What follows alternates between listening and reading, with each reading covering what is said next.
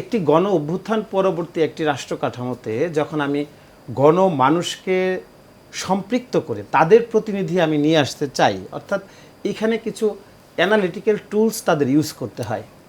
তো আমরা খেয়াল করতেছি যে এই সরকারের আমলে অ্যানালিটিক্যাল টুলসগুলি কিভাবে কাজ করছে আপনি দেখেন।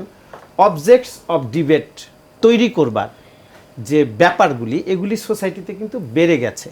আপনি কিন্তু শুরুতেই বলেছিলেন যে মব তৈরির মাধ্যমে আসলে কি রাষ্ট্রের কোনো নতুন বন্দোবস্ত হয় কি না। আসলে তো হয় না।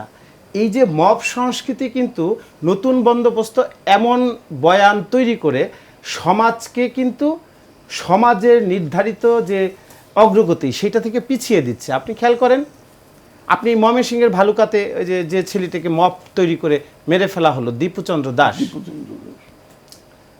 এই যে মব বিষয়টা হচ্ছে যে আইন আমি নিজের হাতে তুলে নেব, অর্থাৎ একটা ভৌগোলিক কাঠামোর মধ্যে একদল মানুষ আইনটাকে যখন নিজের হাতে তুলে নেয়, তখন আমাকে ধরে নিতে হবে যে এই সরকার যে অ্যানালিটিক্যাল টুলসগুলি ইলেকশনের ফ্রেমওয়ার্কের জন্য তৈরি করেছে সেটা আসলে গণমানুষের জন্য না।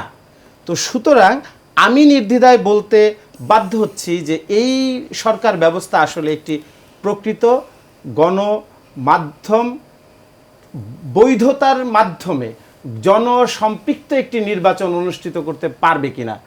কারণ আমি এখানে দেখছি যে পাওয়ার কিন্তু এক ধরনের ন্যায্যতা প্রতিষ্ঠা করে ডেমোক্রেসির মাধ্যমে, মবক্রেসির মাধ্যমে কিন্তু না।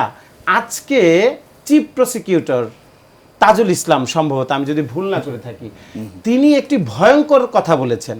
তিনি বলেছেন মব শব্দটি উচ্চারণ করে আমরা যেন বিপ্লবের যে গণ অভ্যুত্থানের যে স্পিরিট, এই স্পিরিটটাকে যেন আমরা ধ্বংস না করে দিই।